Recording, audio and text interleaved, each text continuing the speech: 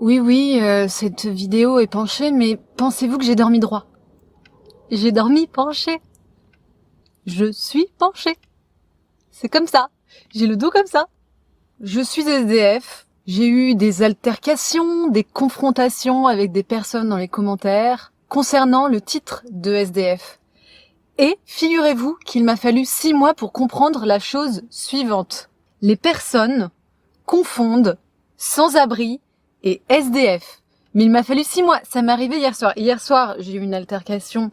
Il y a eu une vingtaine de réponses au sein du même commentaire. Et non, regarde, t'as une voiture, en fait, t'as un domicile. Ta voiture, c'est ton domicile. Je dis non, en fait, c'est pas un domicile, une voiture, c'est une voiture. Une voiture, c'est une voiture, ce n'est pas un domicile. Je n'ai pas de boîte aux lettres dans cette voiture.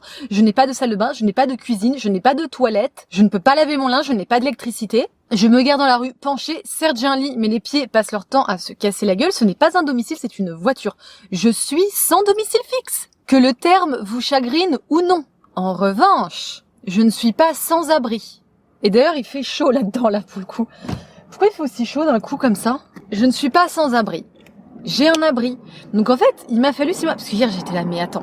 Et du coup, je me retournais le cerveau, parce que je discutais avec la personne en question, et je me retournais le cerveau. Je me disais, mais attends, est-ce que c'est parce que les gens font l'amalgame entre SDF et toxicomanie? Parce que, sincèrement, si j'étais en train de m'injecter de l'héros dans la voiture, personne me dirait « Ah non, t'es pas SDF, qu'est-ce que tu racontes ?» Donc tout le monde dirait « Oui, t'es SDF, tu t'injectes de l'héros, tu dors dans ta voiture. » Donc je me disais, est-ce que c'est l'amalgame toxicomanie ou alcoolisme ou autre addiction? Est-ce que c'est l'hygiène? Est-ce que c'est le fait que je sois propre? Que je me lave tous les jours? Que dans la rue, en fait, si vous me croisez, vous n'avez aucune idée que je suis SDF. Et je me suis dit, est-ce que si jamais j'étais toute sale et que je puais la pisse, est-ce que dans ce cas-là, ça serait légitime? Le titre de SDF serait approprié. Apparemment, donc je discutais avec cette dame-là, qui a elle-même été SDF, elle me dit non, mais ça n'a rien à voir avec la toxicomanie. Moi, j'ai été SDF dans la rue et je me droguais pas et j'étais propre aussi. Je prenais 3-4 douches par semaine. Donc là, je me dis punaise, c'est pas l'hygiène, c'est pas la drogue. Même si je pense que ça jouerait, sincèrement. Si je pue la pisse et que je me shootais à l'héros, les gens ils diraient « Ah ouais, l'SDF LA, dort dans sa caisse et tout ». Mais en fait, là où le terme, je pense, crée une confusion chez les gens, c'est qu'effectivement, j'ai un abri. Et en fait, dans la langue française, nous avons le terme « sans-abri ». Et en anglais, il n'y a pas. En anglais, c'est juste « homeless ». Donc en fait, en anglais, quand je dis I'm homeless, parce que je me présente en étant homeless maintenant, étant que je n'en ai plus honte, les gens ils remettent rien en cause parce que homeless c'est vraiment homeless. Vous n'avez pas de maison, vous n'avez pas de domicile. Et les gens, bah déjà du fait qu'il y ait énormément de SDF ici, ça ne les choque pas, c'est la routine, c'est le new normal de toute façon. Donc homeless, ça n'a jamais choqué.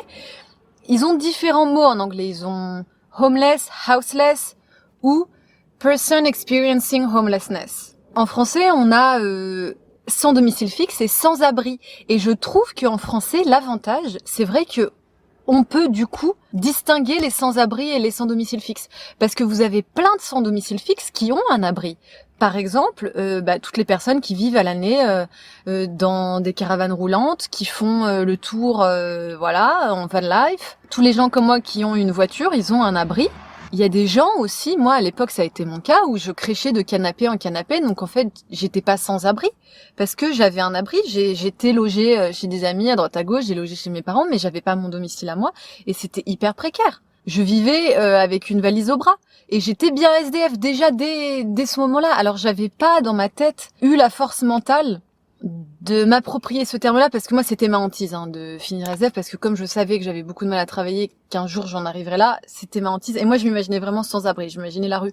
En fait je pensais pas que il y avait un entre-deux, une antichambre comme on dit depuis le début, un entre-deux, entre vraiment la rue et la rue mais en étant abritée et un peu en scred, un peu en société alternative.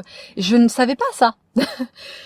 Et là, je le montre sur YouTube et du coup, les gens ne savent pas non plus et ils sont surpris. Mais c'est bien de la SDFerie. C'est-à-dire que je fais des nuits de 3 heures, je dors 3 heures d'affilée grand maximum et c'est par bout, c'est en pointillé. Je me fais réveiller par des animaux sauvages la nuit, je me fais réveiller par des personnes qui traînent dans la rue, parce que ça parle à côté. Les poubelles aujourd'hui, regardez, c'était le jour des poubelles, et j'ai l'impression vraiment en fait que c'est toujours les nuisances comme ça sonores de la rue qui font que je ne peux jamais me reposer. Rien que le bruit des voitures, hein. Si une voiture se gare derrière moi, c'est bon, je suis réveillée. Hein.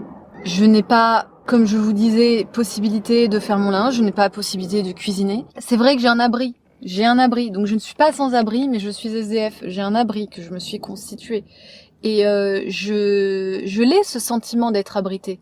Quand en fait, la nuit tombe, quand je suis fatiguée d'être dehors, et que je retourne à ma voiture, et que je retrouve mes oreillers, que je retrouve mes petites loupiottes, que je me cale sous la couette, je sais que je suis abritée, je le sens, c'est un refuge, c'est une cabane, ça je ne l'ai jamais nié, mais depuis le début j'ai dit... La voiture est un refuge, la voiture est je dirais pas un sanctuaire parce que pour moi un sanctuaire c'est quelque chose qui réénergise en termes de good vibes, truc où tu te reposes. Moi ma voiture c'est pas ça, c'est-à-dire que j'aimerais ne pas avoir à y faire des pèlerinages dans cette voiture. Par contre c'est un abri, c'est-à-dire que vraiment un endroit où je vais me retrouver une petite cachette, une petite grotte avec des lumières et des coussins et mes vêtements. Et alors la personne hier elle disait tu peux entasser tes affaires dans ta voiture, voilà. Donc pour elle tu n'es pas SDF car tu as un abri et tu peux entasser tes affaires dans la voiture. Oui, mais bien sûr, mais depuis le début j'ai dit que moi j'avais tout mon bordel dans la voiture et que j'avais un toit au-dessus de ma tête. Mais je suis quand même sans domicile fixe. C'est quand même la galère et figurez-vous que le regard des autres c'est pas folichon. Je me rends compte que si jamais vraiment je veux faire des rencarts, je peux dire I live in my car sometimes, bla bla bla, I'm homeless, I'm pet sitting and I'm sleeping in my car in between pet sittings, no problem. Je peux dire ça. En revanche, ne pas partager ma chaîne YouTube parce que j'ai dragué un mec à la salle de sport. Parce qu'il n'y a jamais personne au cours de yoga, il n'y a jamais de mec, mais bon là pour le coup il y avait un mec pour une fois, donc je suis allée lui parler vite fait et on a échangé nos numéros et je lui ai donné ma chaîne YouTube. Il a regardé vite fait et après il m'a ghosté. Et je m'en fous parce que moi je n'ai plus de coup de cœur. Je vais être sincère, je n'ai plus de coup de cœur. Là c'était purement, voilà, on s'est regardé à la salle de sport, t'es dans un cours de yoga, mais il y avait rien d'intello. C'était vraiment juste, ok, ça dépanne, rien d'intello. C'est pas quelque chose qui m'a foutu le moral à Z, ça a juste été une leçon parce que la personne en question pour moi c'est un numéro X ou Y, c'est un NPC presque, c'est un poisson dans la masse. Vous savez, j'ai une anédonie aussi, je ne ressens plus rien, donc je vois des gens, mais pour moi c'est des individus génériques, tous remplaçables. C'est pour ça que j'avais beaucoup souffert à l'époque où j'étais tombée accro à mon ex au Canada, c'est parce que lui, pour le coup, j'ai cru voir mon alter ego, ma moitié et tout. Mais aujourd'hui, ça me fait ni chaud ni froid quand un mec me ghost. C'est plus une question d'ego, vous voyez. C'est de se dire, putain, je suis pas assez belle, j'ai un souci, je suis mal fonctionnelle. Et du coup, cette personne se désintéresse de moi, c'est horrible. Il y a aussi le côté physique. Je me dis que voilà, si j'étais plus jolie, le mec il voudrait voilà me revoir. Mais c'est une question purement d'ego. C'est plus une question vraiment de déchirure dans le cœur, comme j'ai déjà connu. Et je sais que ça, je ne le reconnaîtrai jamais. Pas dans cette ampleur, pas à cette intensité. J'ai un abri, vous le voyez, j'ai un abri, je ne suis pas sans abri. Et moi, je vous l'ai dit, je vous ai dit, ça c'est le plus bas que je suis tombée. Dans la rue, c'est pas possible. Vous savez, je l'ai dit depuis le début. J'ai dit, moi, en vraiment last minute, last resort, je l'ai dit depuis le début, en last resort, j'ouvrirai un OnlyFans. Je finirai pas à la rue. J'ai des ressources quand même, un minimum intellectuel. J'ai une micro-communauté maintenant sur YouTube, j'ouvre un OnlyFans, ça se trouve, il y a des gens qui, voilà, mais retrouver un travail, je sais pas, mais en tout cas, la rue, étant donné que j'ai tellement besoin de stimulation intellectuelle et que je me fais tellement chier déjà dans la voiture, alors que je peux filmer du contenu, je peux être sur mon téléphone, je peux essayer d'avancer quand même, je me fais tellement chier que dans la rue, mais ça me saoulerait d'être juste en mode survie, quoi, j'ai besoin d'accomplir des choses. Vraiment, l'ennui, c'est une tare, quoi. L'ennui, c'est une torture. Je supporte pas m'ennuyer. Donc, je suis ravie d'avoir réussi à clarifier la terminologie. Nous avons clarifié que SDF n'est pas égal à sans-abri, que tous les SDF ne sont pas sans-abri. En revanche, la plupart des sans-abri sont SDF. Parce que j'ai du mal à voir comment tu pourrais être sans-abri, mais quand même avoir un domicile. Genre, t'aurais un domicile quelque part, à ton nom, où tu louerais et t'irais volontairement te mettre sans-abri dans la rue, ça a moins de sens. Donc, tous les SDF ne sont pas sans-abri, mais la plupart des sans-abri sont SDF. SDF, pas sans-abri, à Los Angeles, dans la galère, vit dans sa voiture. Donc ça a été ma petite épiphanie d'hier soir de me dire « Ah, je suis SDF, mais j'ai un abri, effectivement, j'ai un toit. » Voilà. Oui, j'ai un abri, je peux entasser mes vêtements. Est-ce que...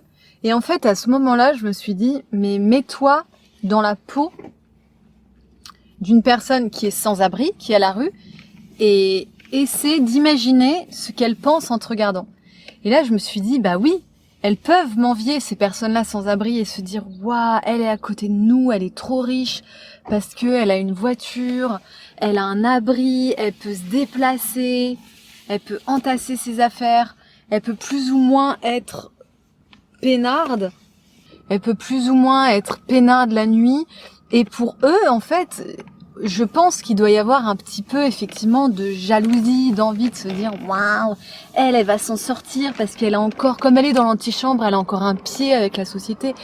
Personne ne se rend compte vraiment de son statut. Et je pense vraiment que on a tendance à être plus jaloux des gens qui sont plus ou moins à notre niveau, mais au-dessus. Vous n'allez pas être jaloux quand vous êtes sans abri des Kardashians qui ont une villa, qui ont des villas au pluriel, qui volent en jet privé. Pour vous, c'est tellement loin. Par contre, vous allez être jaloux de la meuf qui est aussi SDF, mais par contre qui a une voiture. Vous voyez ce que je veux dire? Parce que c'est à votre niveau que vous comparez et que c'est plus proche de vous en fait comme situation. Donc peut-être est-ce à cause de ça que je me suis pris des attaques, mais c'est les personnes qui sont vraiment à la rue sans abri qui m'ont regardé avec cette jalousie. Les personnes qui sont au-dessus de moi, qui ont un logement, qui ont des clés dans leur poche, qui ont une adresse, qui ont un logement qu'ils apprécient, qui est calme, qui peuvent décorer un chez eux, où ils ne sont pas obligés de passer leur temps à faire leurs valises comme je suis en train de le faire et de squatter à droite à gauche comme je suis en train de le faire. Ces gens-là, ils me regardent et ils ont pitié de moi et ils se disent « Ah ouais, putain, quel inconfort, quelle misère !» Parce que je suis en dessous d'eux. Donc vous voyez, tout est une question de référentiel en fait.